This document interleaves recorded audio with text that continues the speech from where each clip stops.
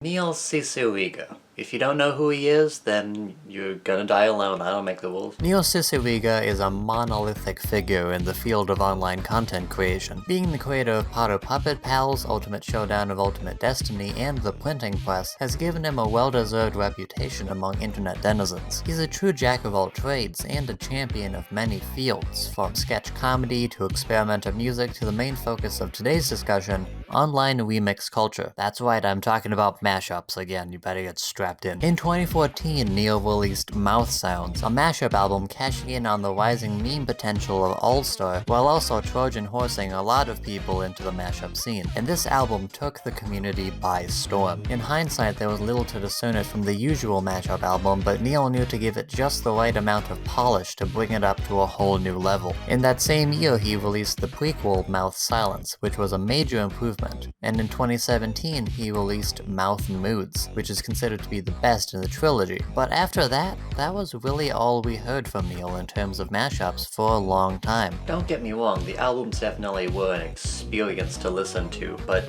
after 3 years of silence, the magic kinda wears off. And now more than ever, in these tense and divided climates of 2020, we need some sort of release to save us from the harsh realities of life. And what one person could be powerful enough to bring us to this realization? My mouth spun out in my room. On my own, here we go. My mouth Oh, there he is. That's the Ariel needs legs guy.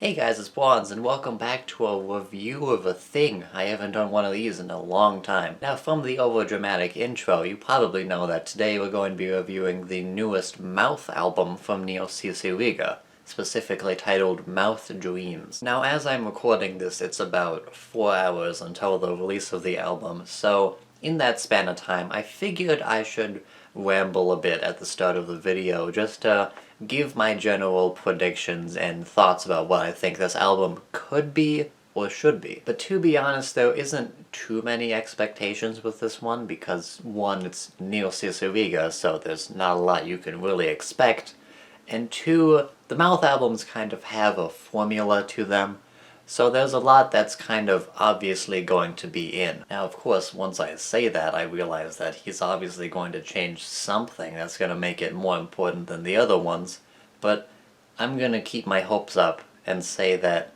I'm not going to be wrong in any of the things I'm about to say. So going into this, I'm going to expect it to be good, because most of the things that Neil has made has been amazing, but I don't think it's going to be as godlike as a lot of the people are making it out to be. Because, sure, the albums are really good and really funny, and they do the things that they're trying to do really well, but I feel like a lot of those good aspects are kind of lost in the hype that these albums usually bring. Now, I wasn't around for the release of the first 2 albums. I was around for Mouth Moods, though, which I gotta tell you was one of the biggest things to happen in the community. I didn't know it at the time because I was relatively new to the community, but I can tell you now that that was an event, because it's been three years of radio silence, and everyone was anticipating a new Mouth album because we're due for one. That's the thing people say. And now that I'm more experienced with how this community is run,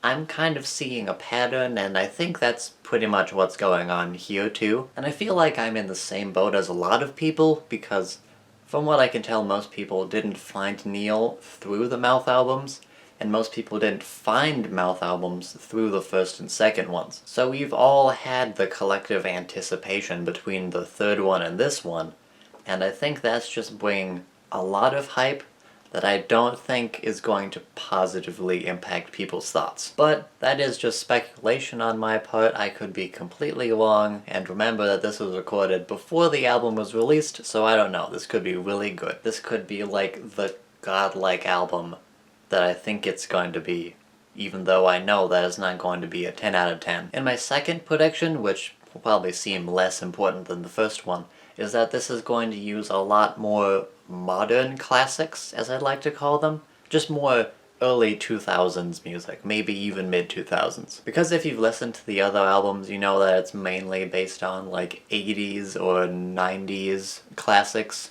mostly rock, but like there's other things sprinkled out there too. But with the third album, I can tell that Neil was kind of venturing into at least more modern, like late 2000s hits, because he has to realize that his audience is growing up at this point. Like, it's going on 6 years since the release of the first album, and that's a big span of time. And I'm hoping that Neil can recognize that and maybe throw in some things from a more modern or early 2000s era, just to spice things up, add a little bit of variety, and cater to that audience that is more used to those and not really used to the ones that his audience was used to in the first albums. Also, like as a side note of that, I like 2000s music, and that's just a thing that I want.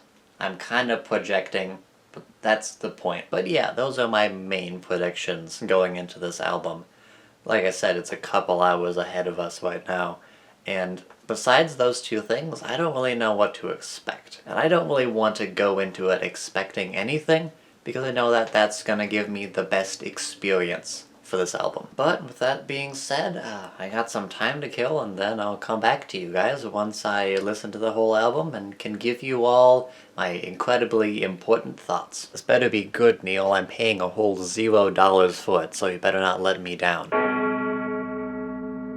No, he really didn't. Alright, so it's been a couple days and a few re-listens of the album, so I feel like I can finally get the thoughts about this out of my brain. And right off the bat, I'd like to say a couple things. First off, I do have a couple complaints, but overall, the album was really good. There isn't really any song in particular that I would consider bad.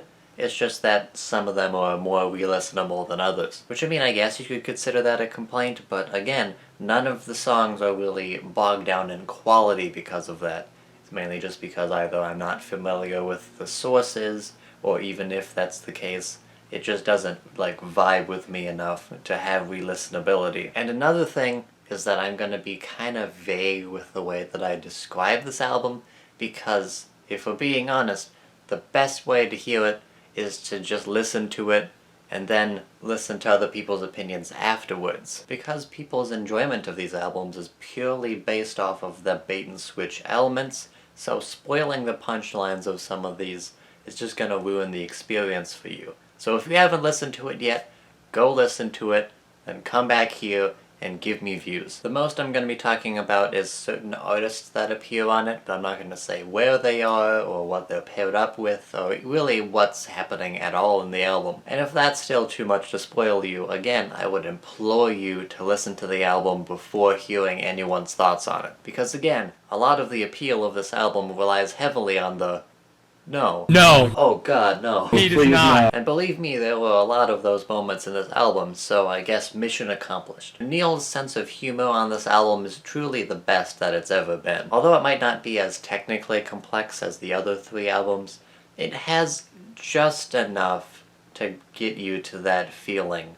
You know, this is the kind of album that you can only listen to once, and it's a magical event. And when I say it's less technically advanced, I don't mean that there's less effort put into it. It's obvious that Neil loves what he does and puts as much care as he can into each song. But what I'm trying to get at is that this album doesn't really adhere to that mouth album formula that a lot of us are used to. A lot of the certain types of tracks that are prevalent in previous albums really aren't here. And the album kind of adheres a lot to the standard type of one a cappella, one instrumental type track. Obviously those tracks have those little Neil-style minor edits that give it the comedic flair, but that really doesn't distract from the fact that a lot of these are just normal mashups in a way. And don't get me wrong, I'm glad Neil isn't really adhering to any formula here, but those missing types of tracks really would have added a lot to this album. Like, the most variety that you would get is certain edits in the intermissions, which are still quality, but are really only there to tide you over into the next song. But like I said, none of the songs here are really bad. It's just that there were things surrounding the meta of the album that really are just confusing decisions on his part. Now that might seem like a lot of nitpicking, but don't worry, I do have a lot of positive things to say about this. Because no matter the minor disappointments surrounding it, it's still a really good mashup album. And while I wouldn't consider it the best in the quadrilogy, it's still really up there, you know? And it even brings with it some new improvements to the style that I think work really well. Like, one big thing is that this album is a lot better with song length and not trying to stretch out the punchline of certain songs too much. Because there are more standard 2-song mashups in the other albums, but they're usually like full 3 or 4 minute songs, and they don't really have a lot of underlying punchline outside of the disassociation of those 2 songs. But here, the average length of a song is like 1 or 2 minutes. I don't know if that was an intentional choice to not stretch out the jokes on Neil's part, or it's just the fact that he didn't want to finish these tracks.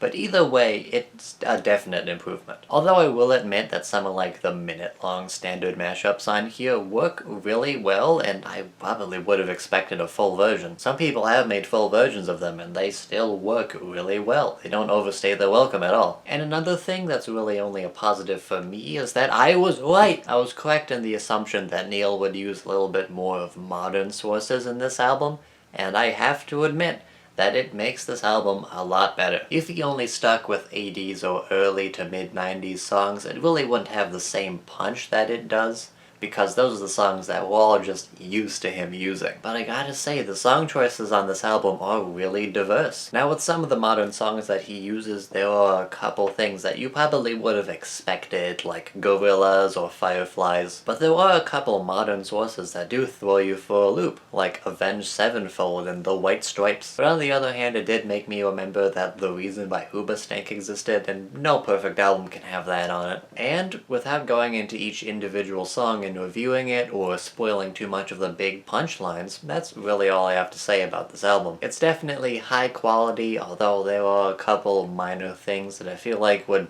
raise this up to a whole new level. And in the end, this is just a really high quality mashup album that, again, I highly suggest that you listen to. And if you've already listened to it, listen to it again. Personally, the ones that I've re-listened to the most are Song 3, Song 13, and Song 19, because those are either just jams or just funny while also being good songs. And I'm kind of obligated to listen to Song 11 on a daily basis because it's just such a mesmerizing piece, you know? But with all that being said, that's all I have to say about this album. I really liked it. And if you liked it, cool. Be sure to like this video if you liked this video. Be sure to subscribe if you subscribed this video. Thank you for watching if you watched this video, and I'll see you all in the next video. Goodbye.